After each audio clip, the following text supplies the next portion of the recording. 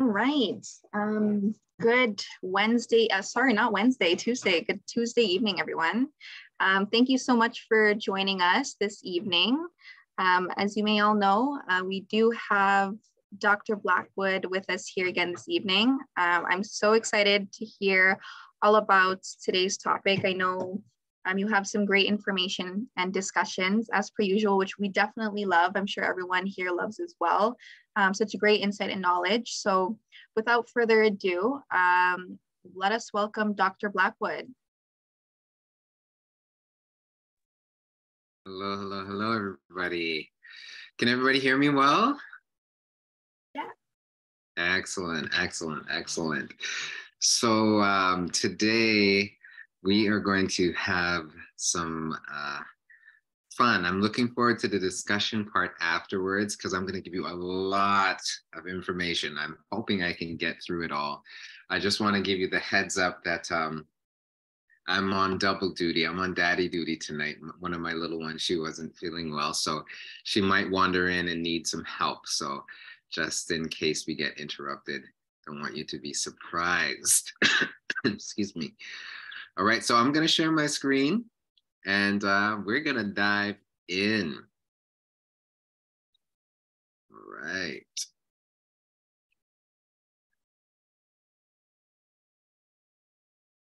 Tonight, we are talking about the pain and the power of forgiveness.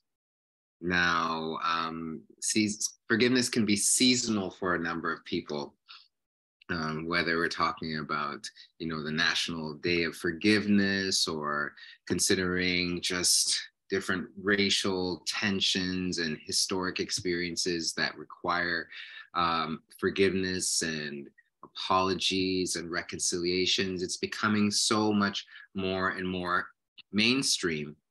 But in my estimation, excuse me, this is something that applies to everybody pretty much all the time, because if you are human and you are in relationships with other human beings, you're going to be hurt. And you are going to hurt them because there's no such thing as a perfect person. So in addition to understanding how to offer what I consider a genuine apology, it is important for us to really understand forgiveness. Because if you've ever carried around a grudge or hurt, and you know the toll that it takes, I mean, when you are reminded of the person, if you see them, if you hear something, you smell something that reminds you of them, like you cringe, it's this tension in your body, the wrenching and twisting and the turning of your stomach. It's serious, right? This is not something that you can just overlook. It doesn't feel good. Yet some reasons exist that cause us to hold on to unforgiveness or hold on to the issue, even though it's taking its toll. So if you're on the line, if you're watching this and you know that you've had some sleepless nights, okay? You know that you've had some reoccurring thoughts, and some of those thoughts are probably not really pleasant ones, right? We're going to get into that. We're going to talk about why we just can't let it go. But we're also going to get into how to let it go if you choose to. So forgiveness. Why don't people just let it go? Why don't people just let it go? We know that it's tearing us up inside, but we're holding on to it. If you're anything like me and you grew up in church, you heard a lot about forgiveness and why you should forgive and what happens if you don't forgive. But the truth is, that's not enough. That's not enough for people.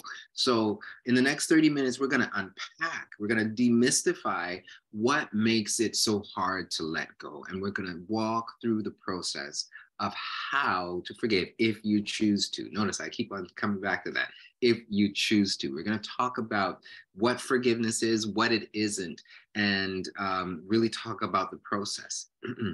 Because for those of you who are new to me, I'm Dr. Andrew Blackwood, also known as Coach Drew, and I believe that forgiveness is a choice and it's also a process. Choice and a process. So we're going to unpack that. So as I mentioned earlier, I grew up in church, and our introduction to forgiveness, if you know anything about the Bible and Jesus and the disciples, his disciple Peter, asks him, if somebody does something to me, basically, how many times should I forgive them? 7 times? And Jesus says 70 times 7. And although 490 is a large number, the essence wasn't 490 times. It was about completion. Forgive them completely, entirely, over again and again and again and again and again. And so we understand it to be an important command from one of the all-time favorite, most impactful leaders on the face of the earth. But that's not enough for so many of us who struggle. So let's talk a little bit about why that is. Why do you think people can't let it go? What do you think forgiveness actually means? And what do you think some of the barriers to forgiveness are? I'm very curious. I want to know what you guys think. Do you think, okay, let me be more specific. Do you think we actually should forgive?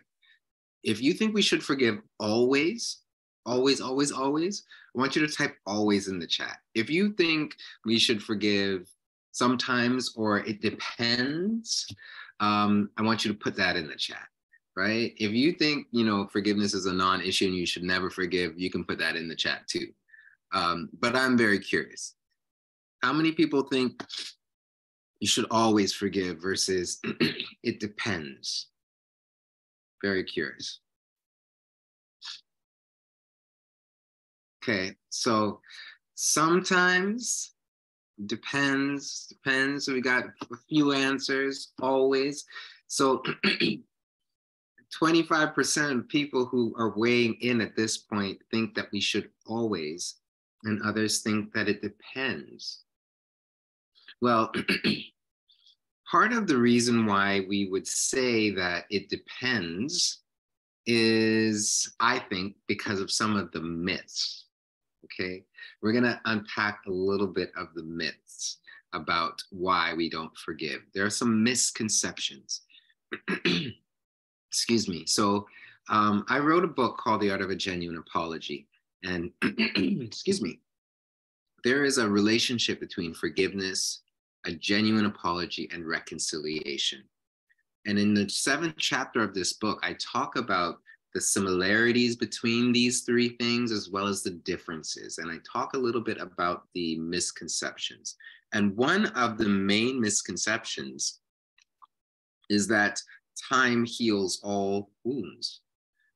Some people believe that you will heal on your own. It's just a matter of time. So there's no need to forgive. There's no process. There's nothing to it. You just forgive in time. And the reason why I would say that's a misconception is the passing of time alone does not heal a wound. Because if you've ever been angry, I mean angry, you can leave a situation and time passes and you can get even more angry. Right? You can talk to yourself, you can try to sort things out in your mind. That's actually what's happening as time passes. So even if you distract yourself or you move on with life, you still have thoughts about the situation, most likely. And if we don't choose a path, like Danielle is saying, if you don't choose to do the work, time alone isn't going to heal. Now, some people, depending on the degree of the wound, they're able to think about it in a particular way where it doesn't take too much energy. But if you've been hurt, I mean, really, really hurt, time alone passing just won't hurt it. Okay? Here's another misconception. It's okay. Forgiveness actually means it's okay.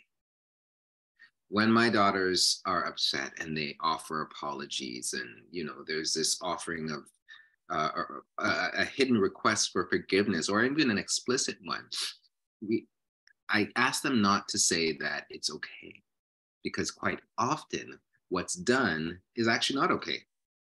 It was wrong. This person hit you, even though they say they're sorry, it's not okay. It's not okay. So when people think that offering forgiveness says that it's okay, then there's this internal resistance to that. To say that it's okay means that what you did doesn't matter. That's how it computes on a heart level for people. My pain, my injury is not significant. And when we understand forgiveness to mean it's okay, then we're going to move away from that. We're going to choose not to forgive. Okay. So saying it's okay, that's what forgiveness means. That's a misconception. Okay. What about this one? When you feel ready, then it's time to forgive. See, now the idea here is it's all about the emotions. And in one foul swoop, when the time is right, you're just going to feel okay. And then you go ahead and do it. That's not my understanding of forgiveness, right? Sometimes it also conveys that you have to be in a rush to get over it. Or if it still hurts and you feel angry, then you haven't forgiven.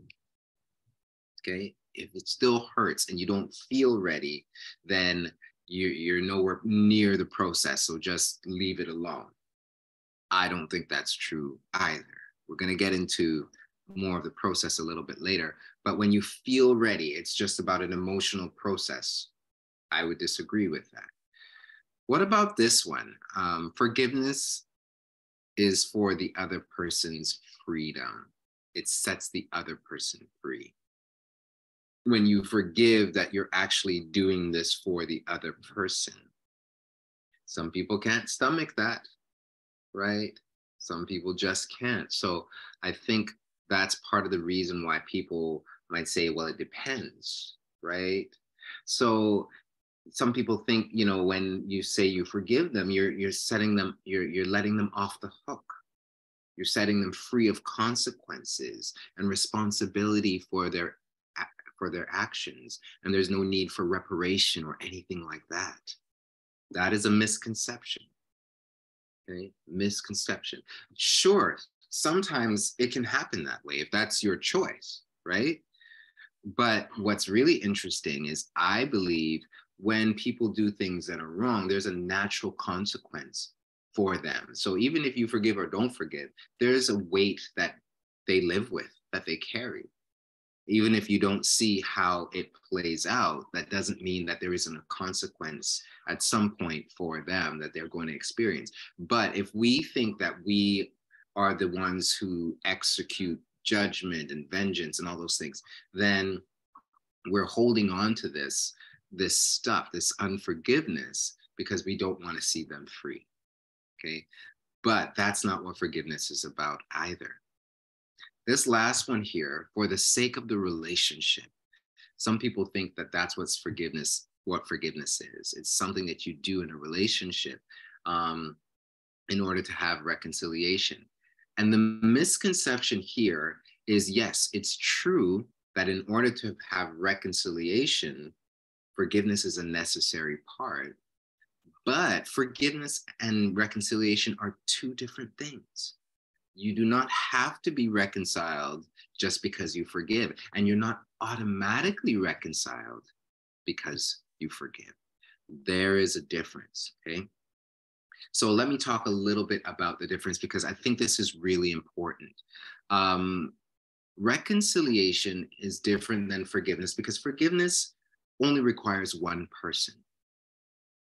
I don't need to agree. I don't need acknowledgement. I don't need anything like that for me to choose to forgive someone. But reconciliation, that's something altogether different. So reconciliation is about coming together, excuse me. So there's an importance about agreement, yes, about what has happened, what it means, but most importantly, reconciliation is about the future.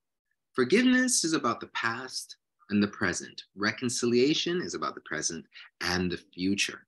You cannot have a healthy future if you do not have healthy reconciliation, okay? Now, reconciliation is not a desire to be together again. There's a difference between a desire and readiness. You can desire reconciliation, but not be ready for it. There is a big difference. And part of the pain of forgiveness for people is when they believe that they have to forgive over and over and over again the same offense with the same person, and they just keep taking it and taking it and taking it. And then it gets harder and harder to forgive. Okay? It gets harder and harder to forgive. Give me just one moment.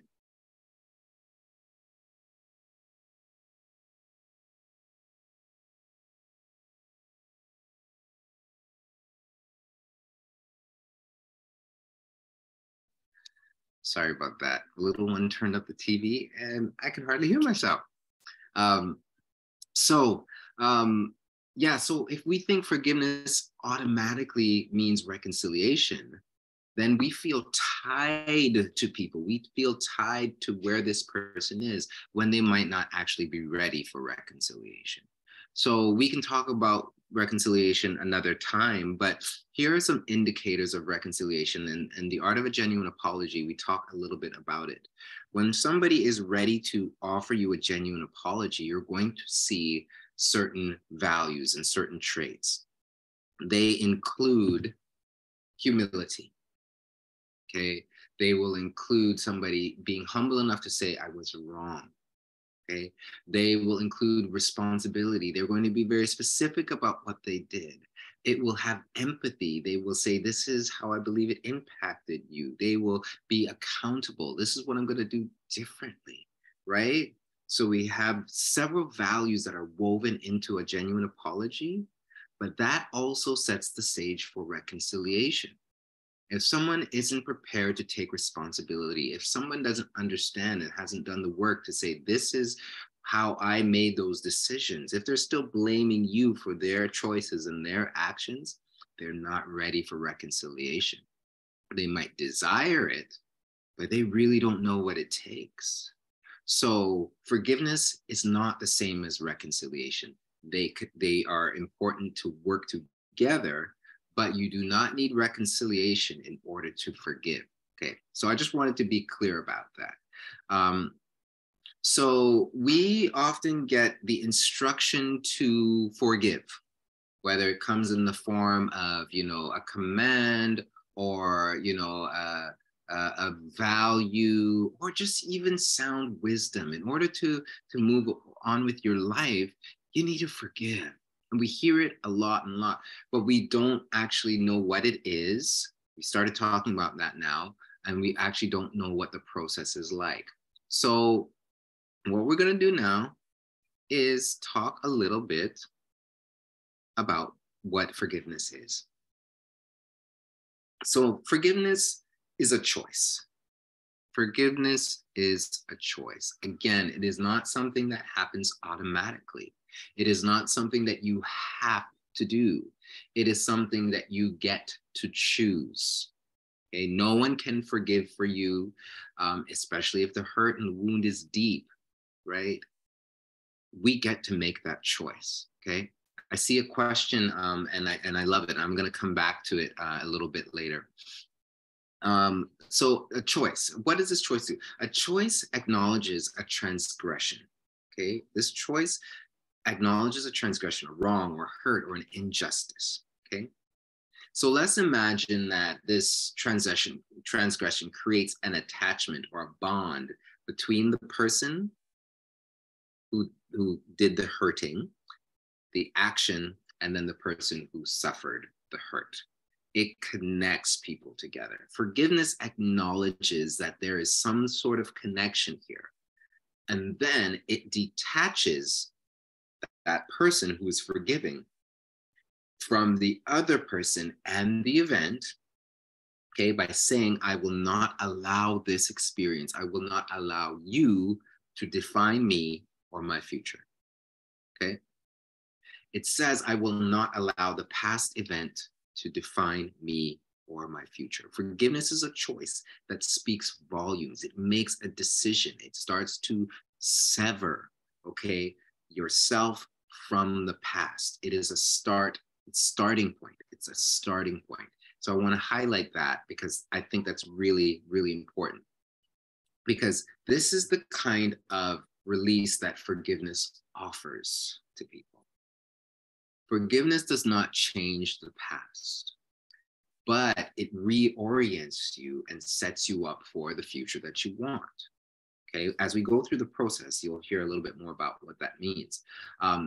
Now, again, it's a release of the person. It's a release of yourself from the attachment with this person, but it's not necessarily a release of responsibility or reparation. Okay, it is not. It's also not taking on the responsibility of relieving the other party of their guilt. That's not the purpose of forgiveness. So you don't forgive someone so that they feel better.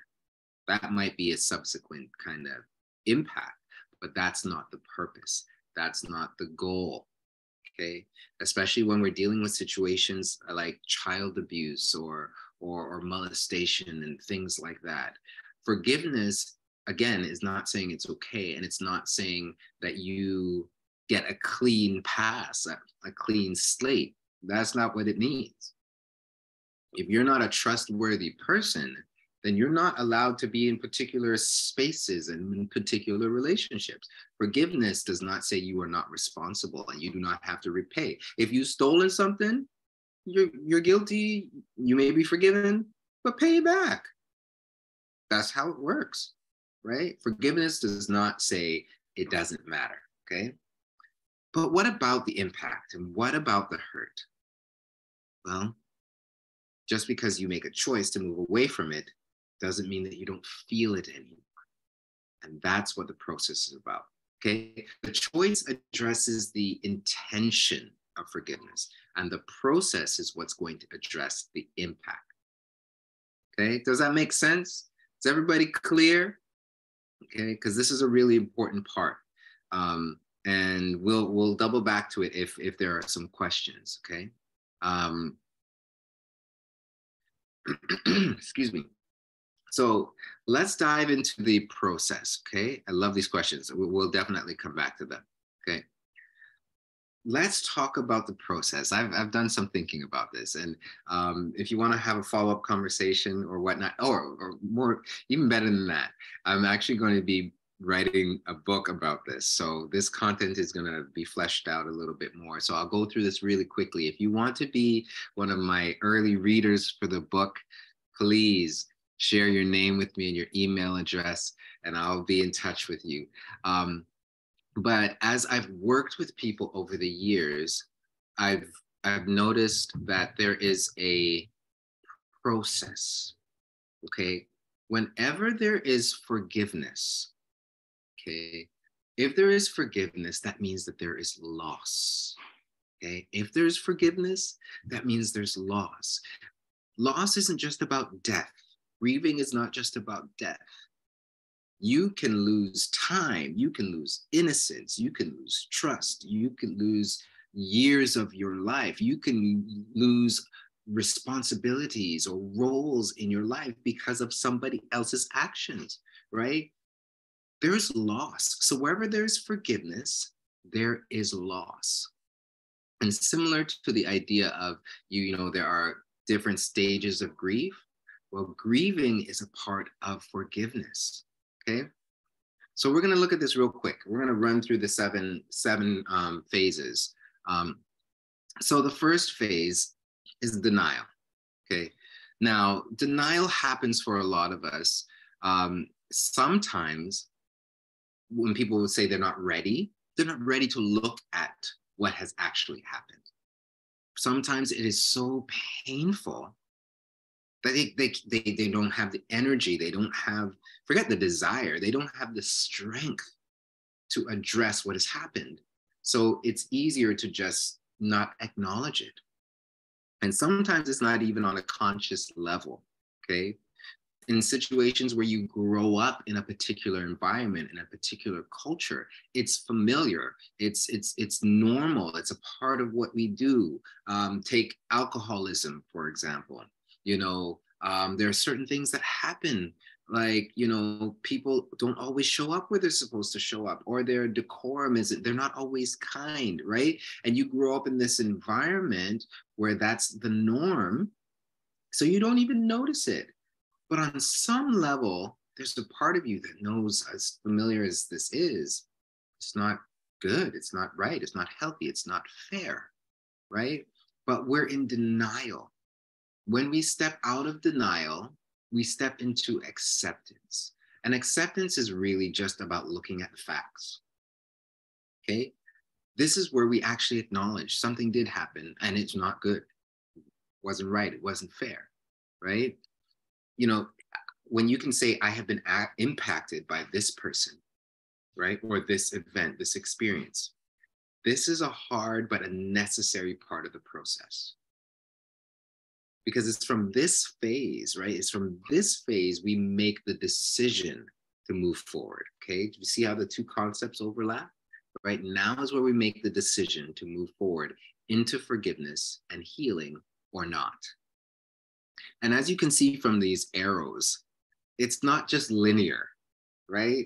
Sometimes we accept and then we go back into denial because it's just too painful, or I don't have the energy for this, so I'm just going to pretend like nothing happened, right? We've been married too long and I don't want to mess up things for the kids, so you know what, let's just, no, right? When we circle back and we circle back. But acceptance is important because after we go through acceptance, sometimes as we make this choice, we can say, you know what, I refuse to forgive. When you start to look at it, you might say, nope, I'm not doing this. I refuse to forgive. And that's where all those misconceptions and those beliefs about forgiveness, that's where they enter. We refuse because of what we believe it means, right? What we believe it means generally, but what it means for us, what it means for the relationship, what it means for the other person, okay? And we can circle around here for a long time. And this is where a lot of people spend years in refusal, when on some level, they know that forgiveness is an important step, right? And that's where we want to move into alignment. When we move into alignment, we say, you know what? Okay, there's a part of me that really believes that forgiveness is important. Important for me, important for the relationship, important for the next generation, important to my faith, important to my journey. And then you come into alignment, right? And you align yourself with the idea of what forgiveness is and what it means to you. And after today, as we're unpacking this, I imagine that so many people are going to be like, okay, I can get with that program. It doesn't mean that we're reconciled.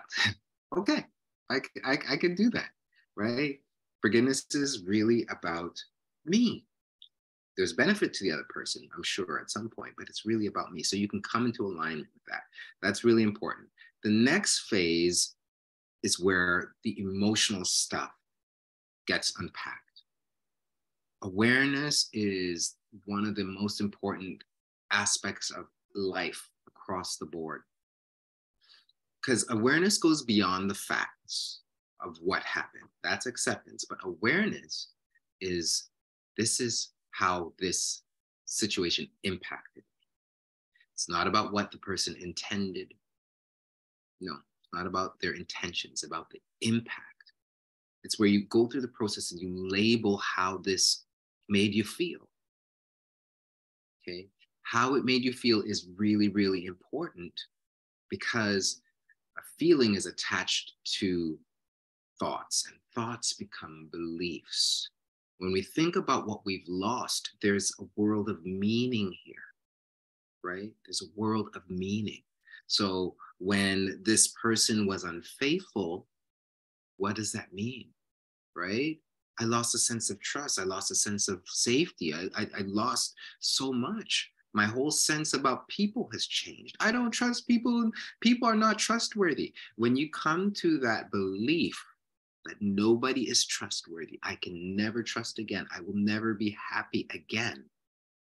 That, we can believe things. A lot of our beliefs, they are on a subconscious level. We believe things. We come to conclusions about ourselves, our lives, and our future, but we're not aware of it, okay? When we become aware of the pain and we start to look at what we've lost, then we can say, oh, whoa, whoa, that's why this has hurt so much. That's what I've been robbed of. Okay. That's why it gets triggered every time I see this or that or this, because, I talk about it in the Art of a Genuine Apology. We will be reminded about things, right? We will have invitations to forgive again and again. And that awareness often goes deeper, because sometimes the hurts that we experience, they're like a delayed effect, right? It's like a time release, right? You don't know, sometimes we don't know all the details about what happened. And over time, we learn more. We learn more. It's like, are you serious? And then you go through this process again. Or sometimes the impact that a situation had on us when we were 5, it still impacts us, but impacts us differently now that we're teenagers, now that we're young adults. Oh my goodness, I didn't realize I would have trouble getting married because my dad left when I was 6. Wow, right? So we become aware. It's this phase of awareness where we actually grieve and we work through our stuff and we work through our challenges. It's here where we start to say, oh, I've come to some conclusions about my future.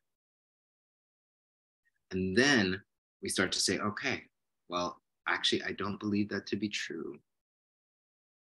I will never trust again. Well, I don't know the future.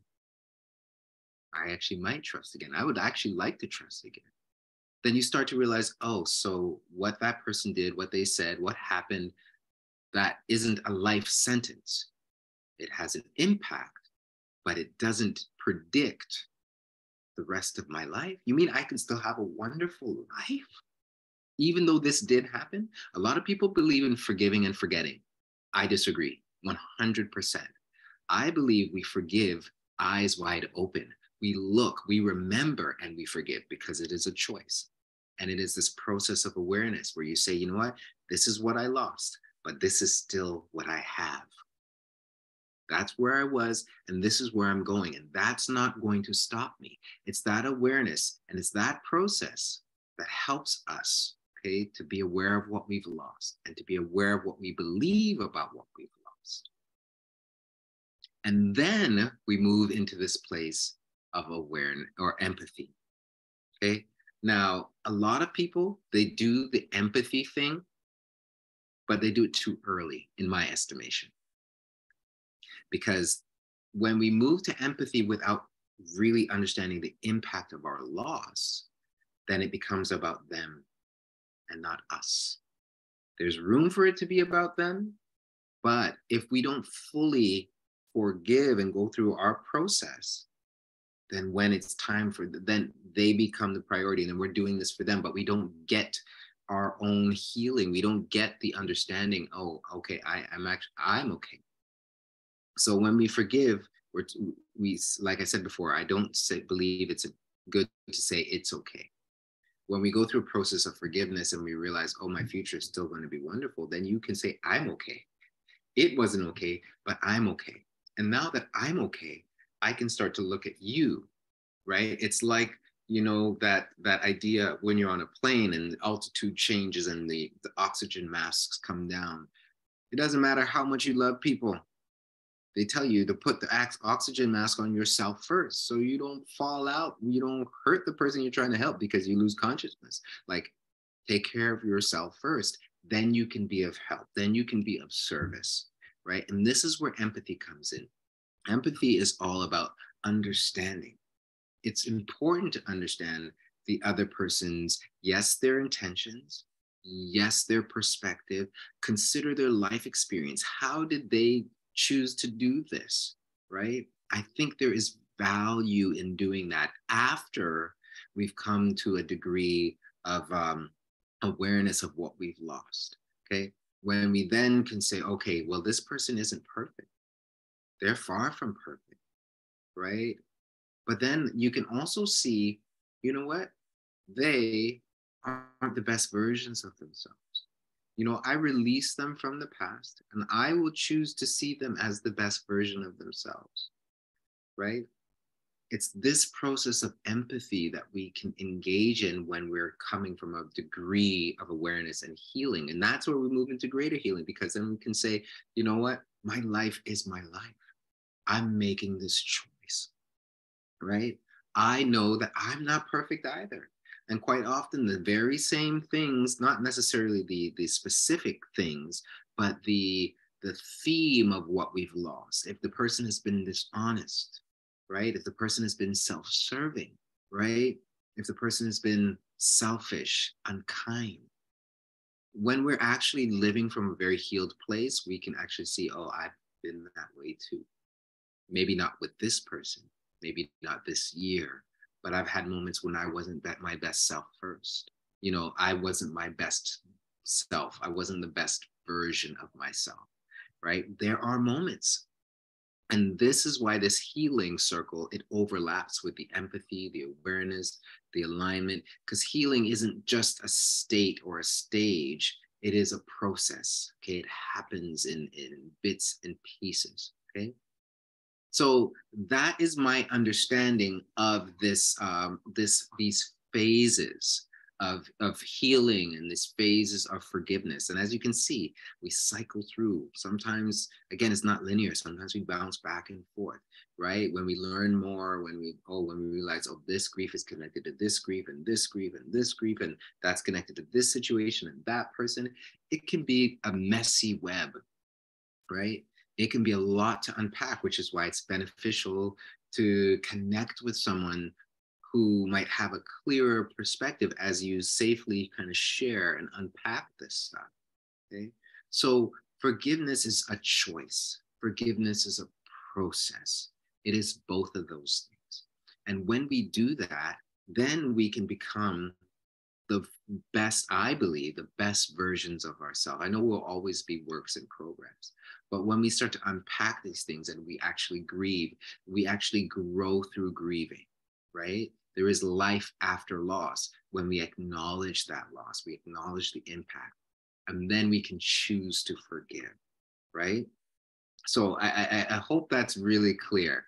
So what I'm gonna do now is I'm gonna hop over and I'm gonna close this presentation. But before I do, I'll give you guys a chance if you want to take down my email if you want to connect and talk about this further. We're gonna go into some questions. So let me scroll back up. All right.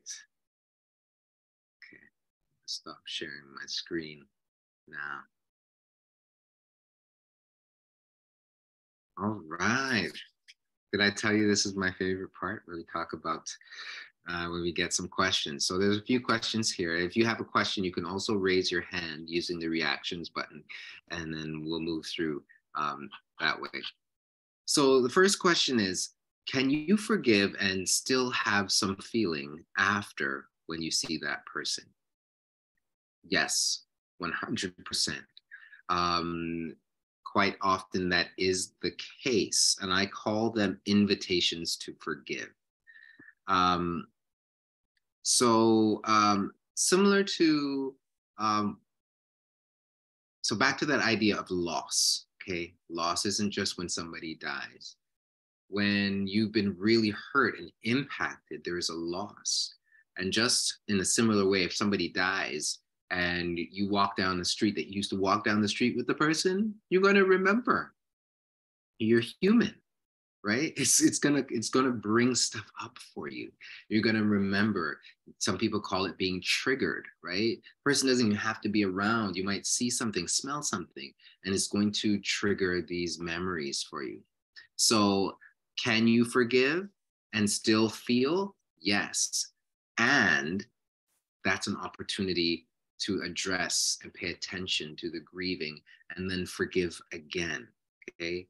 Again, I call it forgiving, invitations to forgive again. So just because you feel emotions does not mean that you have not forgiven, right? I choose to forgive, but the person I forgive still tries to hurt me. So that can bring back unforgiveness to me. Yes, yes, yes. So this is really all about reconciliation, like we talked about earlier. Just because you forgive doesn't mean you have to stay in the same dynamic of relationship with the person. If the person isn't ready to be safe, if the person isn't ready to be reconciled, that is another choice altogether. Okay, that's another choice altogether. Um, I hope that answers the question.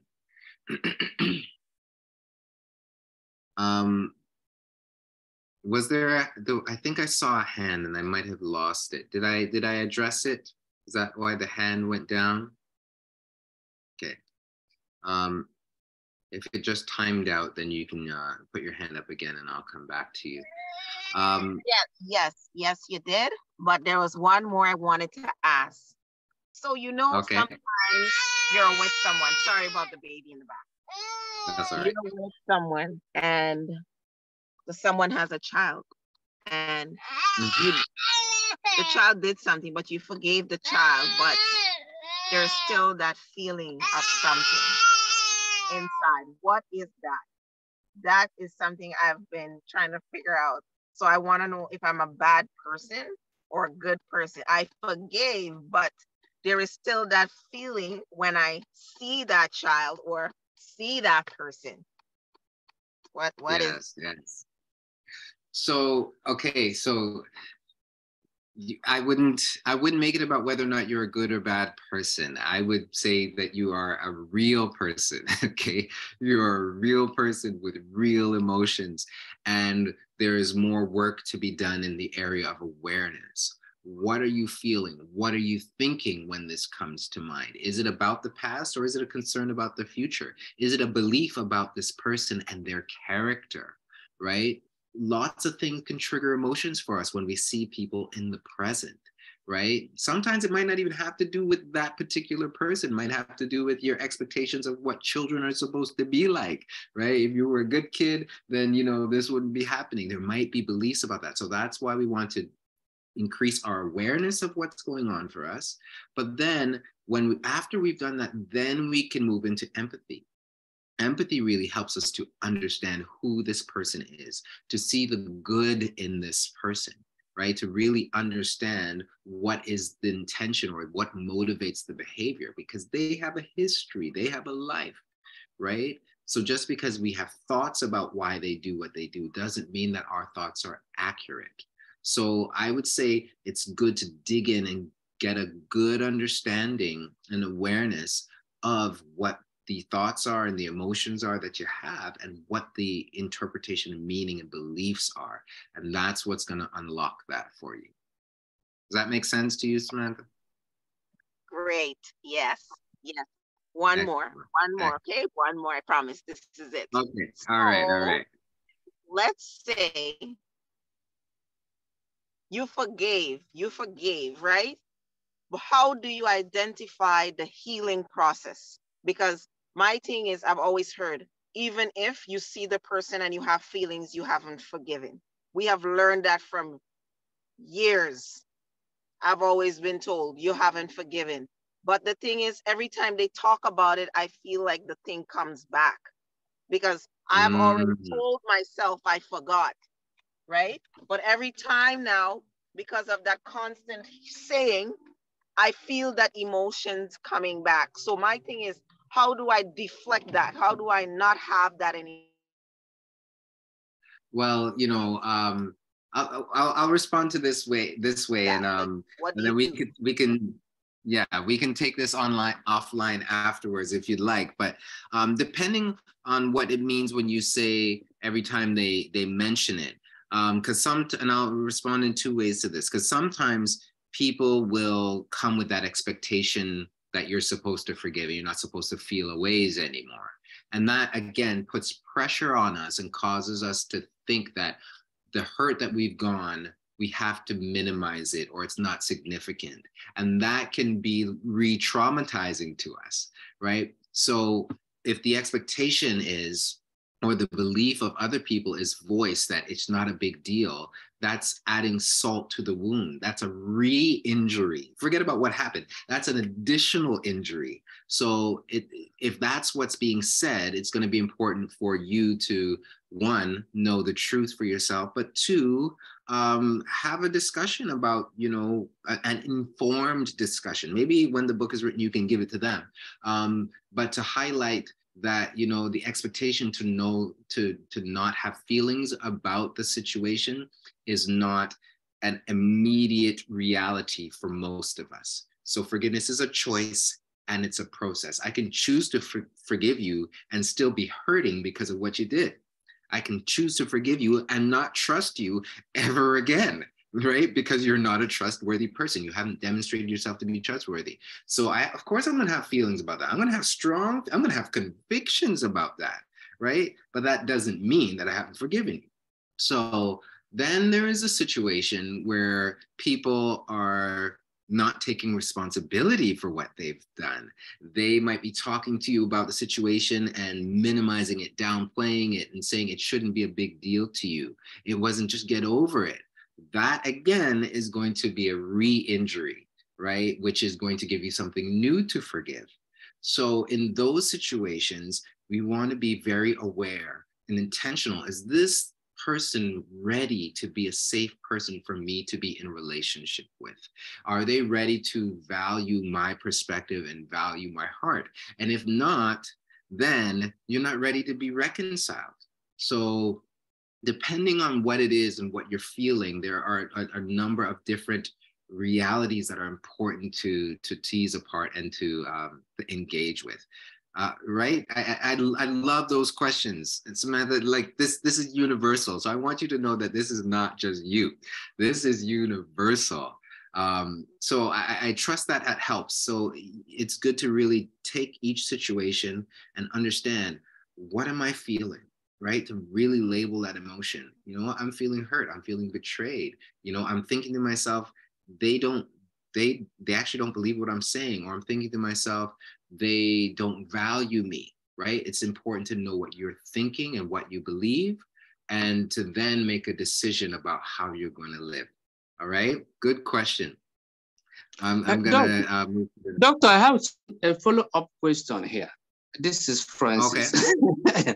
Yeah, so that's good to hear you. I know you thought of undermining what the situation is. So dealing with greedy people, a greedy person is somebody who will trample on you, get what he or she wants, and come back pretending that nothing happened.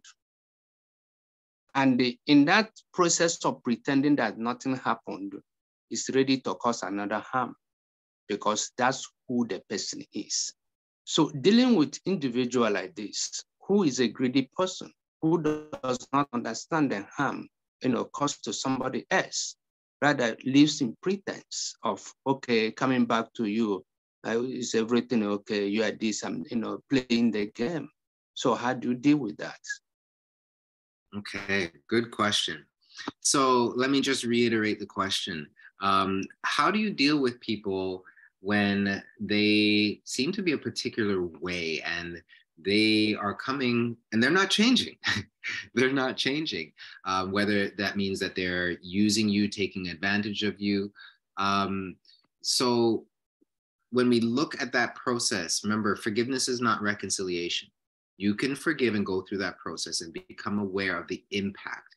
What happens when they come into your space? How do you feel? What's the result, right? That awareness piece is really important, because from there you can choose to establish different boundaries, right? Depending on the context of the relationship, you might be able to say, you know what? When you do this, it impacts me this way. This is my perception of the situation. You can be very clear once you've sorted through your beliefs about it. And notice how I said it, right? If you're going to have a very clear and direct conversation with someone, you don't have to label them as greedy, okay? That, when you move into that whole world of empathy, because you've started to look at your own healing, and then you now move into empathy, you can start to say, okay, you know what? What is this person really after? Where are they coming from? Somebody who might be greedy might have come from a place where all they know is lack. Like they live on desperation and they believe there's never going to be enough. So I've got to take and I've got to take. And if I don't take, I'm not going to have. And that's how people do anyways. That's how all people are. So in their mind, they might not see themselves as greedy, or they might see themselves as needing to be that way. I don't know. But when we move into this place of empathy, depending on the role and depending on the impact, the way that you engage can be very different. But I've never seen it to be ultimately helpful and healing when we characterize people and see them at their worst, right? Empathy helps us to see the best in people. But again, you want to make sure that you are okay. You've looked at the impact and you can reestablish these boundaries before you start to engage, right? Because hurting people, they end up hurting other people. So you don't want to then perpetrate things that are not the best version of you. So I would say establish those boundaries, get yourself, squared away, make sure you're okay, and then do the whole empathy piece, do the work. If that means connecting with somebody else to try to reframe this, how do I see this in a different way so I can actually be clear about the impact without doing what I call character assassination. So that's how I'd address it, Pastor Francis. Let's go to Vicky's question here in the chat. What if the person that hurt your feelings betrayed your trust several times and you kept forgiving the person and the person now starts playing the victim? But in all this, the person just refuses to communicate with you instead of blaming you and just acting up. What should you do then? All right. Wow. Well, I think there's a theme here. Okay. Remember, forgiveness and reconciliation are two different things. So if the person isn't ready for reconciliation, and you know the signs of readiness when they're ready to take responsibility, when they're looking at their stuff. Sure, you may be responsible for part of it or guilty in some way, but if that's all they're focusing on, that's an indication that they're not ready. They're not ready for reconciliation. So you get to figure out, what is it? What kind of relationship do I want with this person? What kind of relationship are they actually able to have with me? If you have an expectation, okay, there's a standard and then there's an expectation. Standards are the principles and they are healthy and they're right and they are good. But not everybody is able to live up to the standard because of their life experience, because of where they're at, because of a lack of readiness. So if your standard isn't being met and you have an expectation for that standard to be met, but that expectation isn't fair or appropriate for that person, then you get to adjust your level of expectation and adjust the relationship, right? That's your choice, right? So those are some things that I would think about. They probably have a whole lot of healing that's going to be important for them to do before they're able to meet that standard. Okay. Does that answer the question? If you want more clarity about that, Vicky, you can just let me know. I'm loving these questions. These are really, really good. Doctor, yes. I have one more for you, okay? Let's say the person wants forgiveness, right? But they don't want to talk about it right away, and the other person wants to. How do you deal with that? Okay, so let me make sure I'm understanding the question. If the person wants to be forgiven, but they don't want to talk about the situation, or you're not ready to talk about the situation, I think both of those scenarios are, okay, so it's more you're not ready to talk about the situation. I think to be able to say that is fair. To say I'm not ready to talk about the situation. So remember, we can make a choice to forgive and also go through the process, right? So you can be like, I forgive you. I do. And now I'm going through a healing process that I'm not ready to talk with you about. I forgive you, but I don't trust you, right? I forgive you. I'm going to be okay. And I want you to know that. And now I'm going to go through my process, which you're not going to be a part of at this point. So if the person believes that, well, if you forgive me, that means you should trust me, then there's room for some education, right? You hurt me, okay? You haven't fully taken responsibility and you haven't showed me that you've changed. So I would be a fool to trust you, right? Right? Similar to forgiveness being a choice and a process, trust is a choice. And then you also give time for the person to demonstrate that they are worthy of your choice, worthy of your trust, okay? So there's room for you to be clear about your healing process. Just because somebody is ready for reconciliation doesn't mean that you have to be reconciled. Doesn't. They might be genuinely ready, but you might want some more time to do some healing and some reflecting to decide, you know what? Is this what I want? Is this the way that I want to move forward?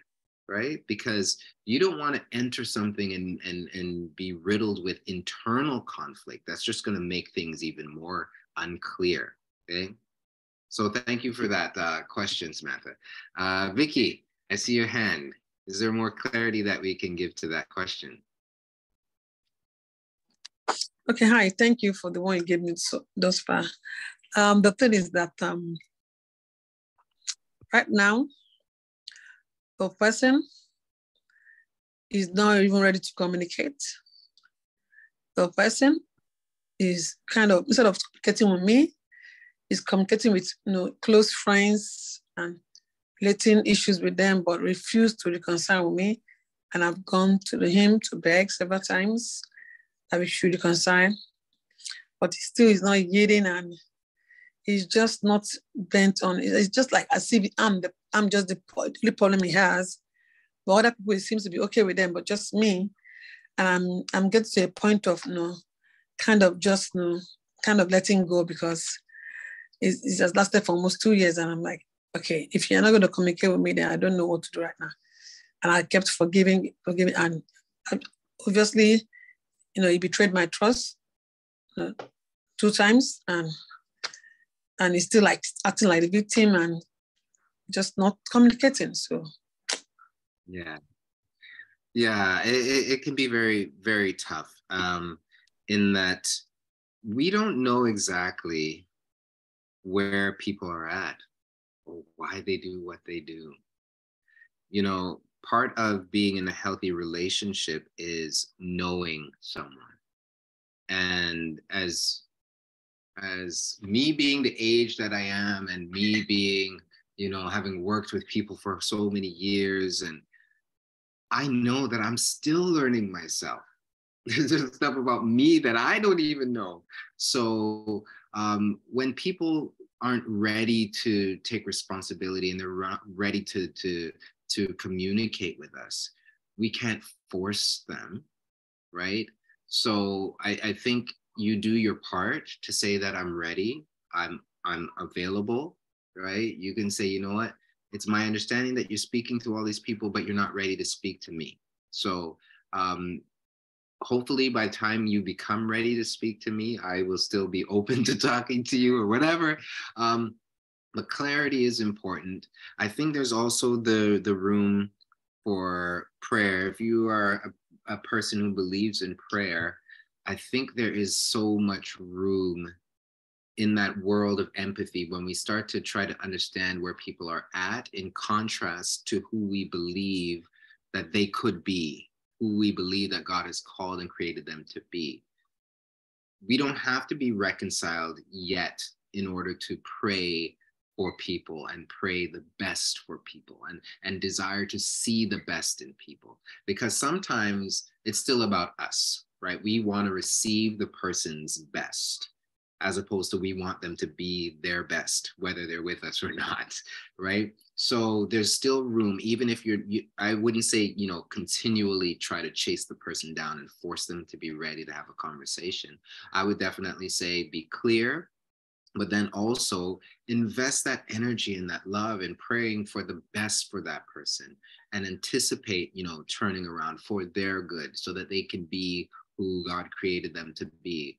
And if they end up being with you, that's a bonus, right? So that's how I would deal with that.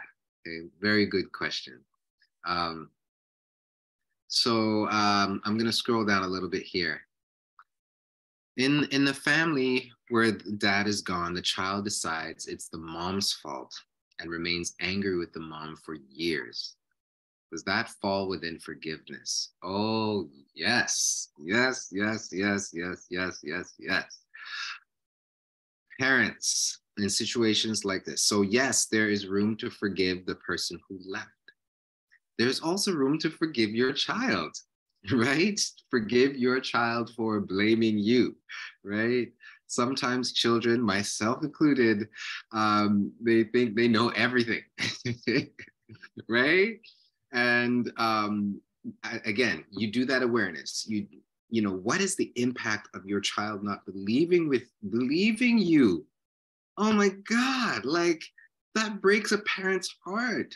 There's room to forgive your child for breaking your heart. That's important. That's important. Children are not perfect. They don't know everything.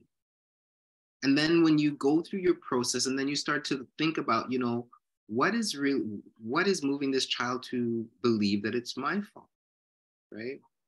There could be a number of reasons why this child is believing it's your fault. They might have a limited view of the world. They might not be able to handle, you know, seeing the absent person who's already absent as being bad on top of it. They might see you as strong enough to be able to handle, like there could be so many reasons how this child is coming to that conclusion.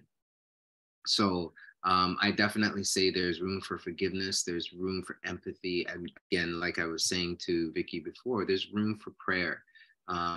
We're not powerless, even when people are not living out the best versions of themselves. Okay. But a very, very good question. Danielle, how do you get other people to understand that even though you are forgiving, it does not necessarily mean that one is ready for reconciliation, right? To family members or friends. I think it's good to tell them the difference, right? You can say, you know what? I do forgive you. However, I'm not ready to re-engage on that level of relationship with you. It's hard to say, and sometimes if you know the person is not good, if you believe the person is not going to be able to handle that or not going to be able to understand that, then you can find other ways to limit the interaction. But clarity, I think, is a very important part of healthy and healing communication. So it's good for you to be clear with yourself, and then you can be clear with other people. Now, there's one element of healthy and healing communication. There's several principles that I think are really important. And one of them is knowing the difference between honesty and openness, okay? There's a difference between honesty and openness. So honesty is about truth and openness is about transparency and trust. So you can be honest without being too open. If the person isn't mature enough or if they're not a safe enough person for you to let them in all the way, you can be honest, but not entirely open. You could be honest to say that, you know what, I appreciate you offering an apology, but I'm really not ready to go into details, right? My trust level with you isn't really at that point yet. It might get there, right? So I'm being very honest, but I'm not being too open. I'm being very clear, right? You have clarity, you have openness, and then you have a degree of openness, and you have an intentional, you're intentionally honest, but you're intentional with that degree of openness. Okay, so boundaries is what we're really talking about here. People, just because they're people, doesn't mean that they're entitled to your heart. Okay, just because they're in your space doesn't mean that they have to get everything. No, no, no, no. Somebody comes to your front door and they're a stranger, you don't let them in. You don't show them to your bedroom. Like, no, that's not, they're degrees of closeness. And if the person came into your house and stole something before, you don't have to let them in. No, they can come to the door. They know where you live, right? They come to the door. You can greet them at the door. You can say, you know what? Can I get you something to drink? You can wait right here. I'll get you something to drink. Like, you can be kind, you can be courteous, but that doesn't mean you have to trust them. If they have not demonstrated worthiness of trust, do not give it, right? Or you give it in degrees, okay? I hope that makes sense and is clear. So there's a comment here. What's hard is to combine forgiveness with religion, because religion seems to say you need, okay, to make it quick and final. Forgive to be forgiven. But the reality of humanity is we have feelings that are not cut and dry. What does one do? I agree 100%. You know, I think the challenge here is when people don't appreciate that there is a process. Okay, there's the choice, and then there's the process. Again, it's very different. And depending on our level of hurt, that process might look different, and it might take a little bit more time, right? That doesn't mean that you're not on the journey. That doesn't mean that you're not intent on following through. And again, you can forgive the person and then go through your healing process, right? You have forgiven, right? But forgiveness is not the same as reconciliation, and that's where people go wrong, right? I think that's one of the areas that is really not really understood, especially in the context in religion and churches and faith groups, because there is this expectation without the understanding of what that process looks like. So the whole understanding of forgiveness, especially from, I come from a Christian perspective, and my understanding of forgiveness has completely changed, as has my understanding of sin, in the sense that sin simply means to miss the mark. When we are not effectively being the best version of ourselves, we're missing the mark. And in the context of relationships, where we miss the mark, we hurt people. So when God forgives us, he puts us back on track with who we are meant to be, right? He sees us as he called and created us to be, and we get a chance to live that out. That's what forgiveness is. We can forgive people and say, you know what, this is who I see you to be. And I free you to be that person. I don't necessarily trust that you're ready to be that person with me right now, right? But yeah, by all means, run on. Like, be the best version of yourself. And I'm committed to praying that for you, right? But again, when you go through that process, and going through that process when it's an informed process is likely to be a lot faster, because you know what you're doing, you know what you're looking for, right? As opposed to just be like, oh my God, what do I do now? Right? You just sit in the pain and you stew in those unhealthy beliefs, and you want the person to suffer, and you want this, and you're afraid of what's going to happen tomorrow. How are you supposed to live healthy and free with all that stuff going on, right? So again, the choice doesn't mean that there is no process. Okay, you make the choice and you go through the process. Very, very, I appreciate the comment and the question.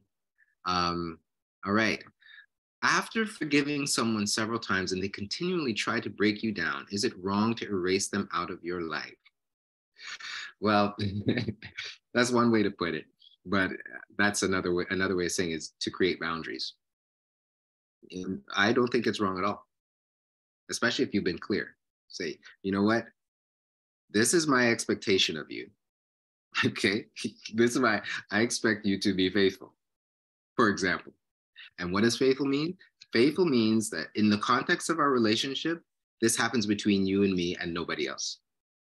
Okay, reconciliation. How can two walk lest they agree? If you do not agree on what the expectation is and what the standard is, if there's no understanding of what moves this person to not live up to that standard, then you're not in agreement, and the person isn't going to be able to help themselves. They're going to do it again. If they don't have the understanding, then they're not ready for reconciliation. So somebody can say, yes, I agree, but if they're not living that out, they're telling you that they're not ready. Right? So erasing them out of your life. There are degrees to boundaries, and you can say that, you know what, it's really painful, and I don't believe that you're not going to do this again. There's no reason why I should believe you're not going to do it again, because you said you wouldn't, and your word is obviously not enough. I'll give you the grace to say that you don't fully understand why you keep doing it. So you go figure that out. Figure out why you keep doing it, whether you read a book or you get some coaching, you get some help, whatever it is you got to do. When you figure it out, you come in and let me know, right? So, and not everybody's going to be able to want to deal with that kind of truth and that kind of clarity and that kind of honesty, and they might just cut themselves out, right? But clarity, I think, is important. Where it's safe to be clear that way. And then readjust the boundaries. That's my sense. So another comment here, forgiveness is for yourself, but at times forgiveness can be very hard. Yes, I agree. How can I have a productive life without forgiveness is a question I often ask, and it's impossible. Can you have a productive life without forgiveness?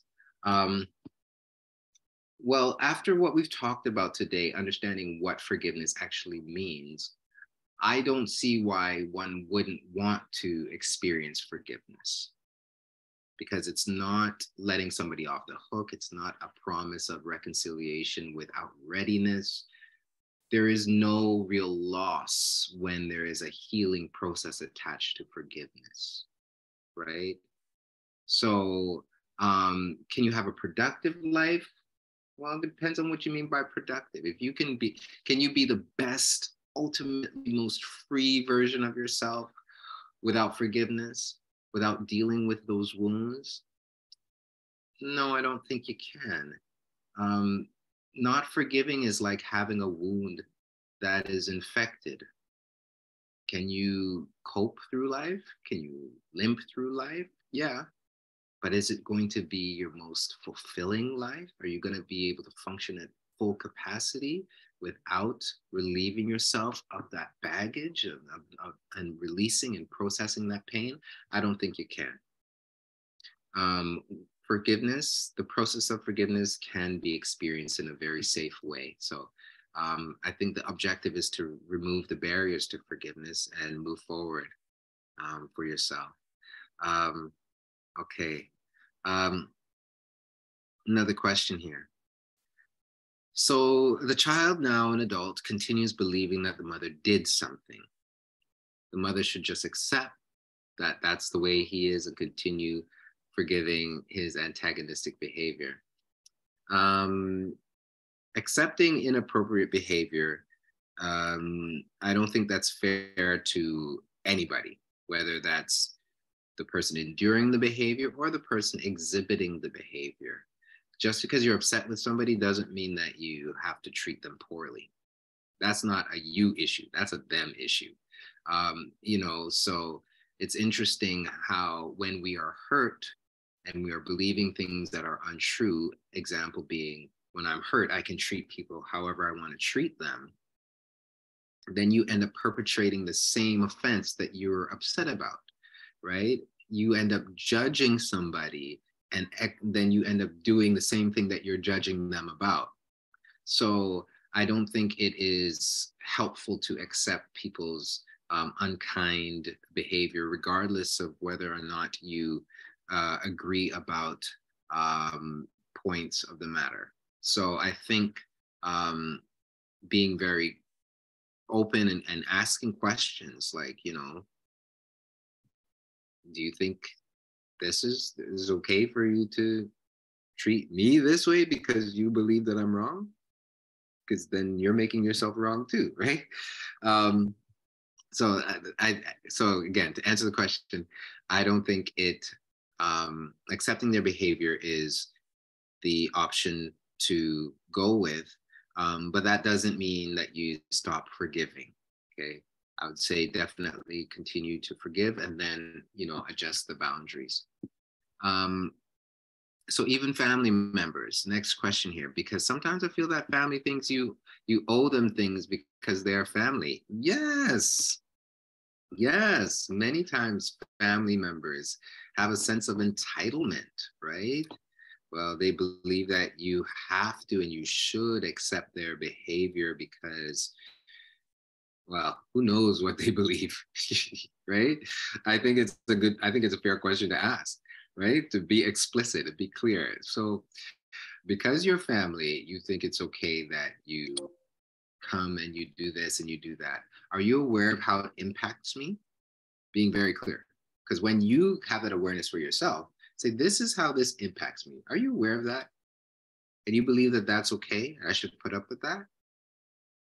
You invite people to be very clear, very explicit, and see what happens, right? And if they have the gall to be like, yeah, I think you should take the abuse that I'm giving you, then you know what you get to do. Not have to do, you know what you get to do, right? Question here. How do you deal with people where you are made to ask for forgiveness from them when you know you're the one getting hurt and should be the one asked for forgiveness?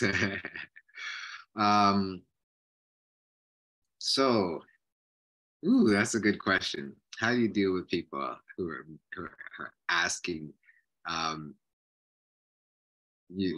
asking you to beg for forgiveness? There are a number of things that you can do. Again, in healthy, in understanding healthy relationships, nobody's perfect. And sometimes people haven't experienced healthy relationships. Sometimes people have never seen a genuine apology, not just sincere, but really effective. And if you don't have the book, I encourage you to get the book, reach out to me, I'll send you the book. But people don't usually give what they haven't received. So if this person doesn't know what it's like to function in a healthy relationship, you can introduce them to it by accepting responsibility and being very specific. I talk about this in the book, The Art of a Genuine Apology. Awesome. So I'm going to put my email in the chat at the end of our discussion, so people can connect. But one of the reasons why people don't apologize quite often is we have this all or nothing thinking about relationships and hurt. So we don't want to apologize because we believe that we are now taking responsibility for everything, right? A good example would be sometimes we mean to say things, but we say them wrong, whether it's the tone or the timing or the volume, all those things. So somebody's hesitant to apologize because they meant what they said. Well, instead of saying that I never should have said what I said, you could say, you know what, the tone that I approached you with, I want to apologize for that. That was disrespectful. You know, just because I'm hurting by what you did doesn't mean that it's okay for me to be disrespectful to you. So you can genuinely apologize for something and not take responsibility for the whole thing. And sometimes that might be enough for the person to be like, oh, well, that's how it's done. Oh, okay. And, you know, the thing about, we're now drifting into an apology, but sometimes we believe people owe us an apology. And I've had issues about the word owe in relationships.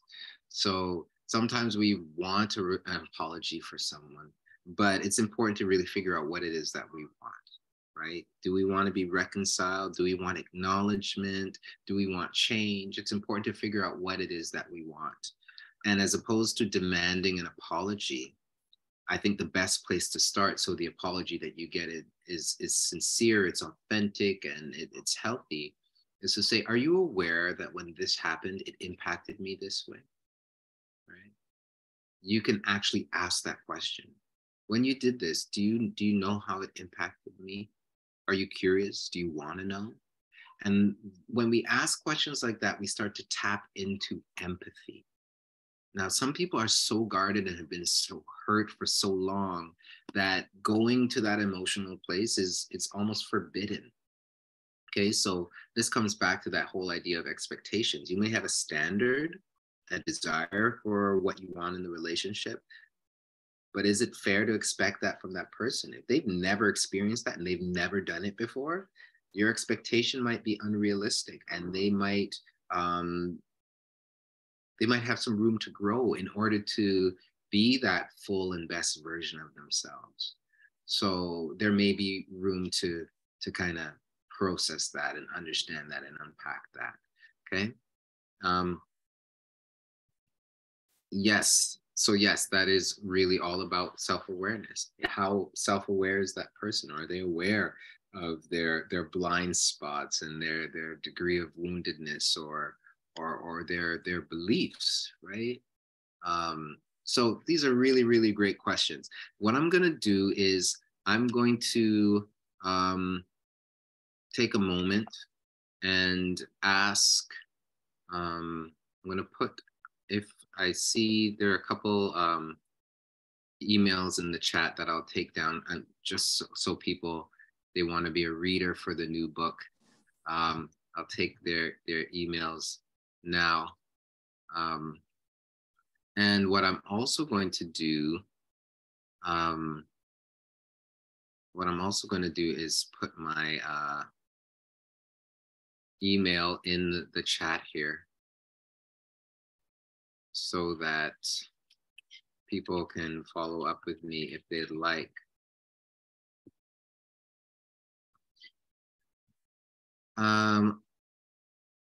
Okay, there we go. Just trying to figure out how to copy this.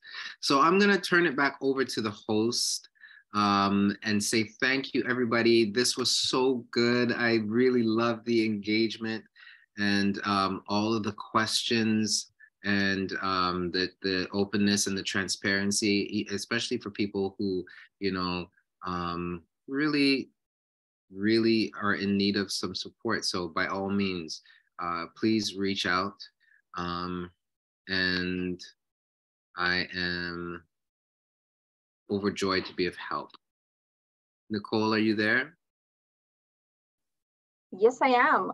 It was a great discussion. I was here listening. I know everyone in the chat for sure got some great knowledge and information. I know everyone was relating to one another as well. There were bits and moments here where I was thinking of a question and someone brought it up, which was great. So I think it was a great way for people to really reflect, especially on things where we didn't even think of that question and someone brings up something really similar to something that maybe you or one person was thinking of, but didn't really approach it that way. So I think it was such a great and informative workshop, and we are really hoping for the next one, which I know will be on December 6th. So everyone who is here this evening, be sure to look out. Definitely we will be sending everyone email reminders as well for the next workshop with Dr. Blackwood. And without further ado, I know before everyone leaves, I know Dr. Blackwood has definitely offered the free 1-year online Help Them Be Brave 6-week course, which will definitely be accessible for anyone that obviously is here. This Zoom meeting is being recorded, so it will be uploaded to our YouTube channel tomorrow, along with all information discussed today and along with the link for that free course where everyone will be able to access for 1 year. It's a great course that offers such great advice, you know, not just for parents, but also for older adults, for young youth. And I think it's such a great way to connect with one another as well. I know if anyone wants, you know, further support or want to reach out to Dr. Blackwood, feel free to. You can also reach out to any of us here at YNOT, and we will definitely give you Dr. Blackwood's information as well, if that's another way that you want to reach him. So without further ado, everyone, I know we pretty much are about to hit 7 o'clock. So thank you all for staying. And we will hope to see you on December 6th. Thank you, everyone. Thank you, Dr. Blackwood. So welcome. Bye, everybody. Have a great night. Bye, everyone. It was so informative. Thank you. Thank you so much. Bye. You're so welcome.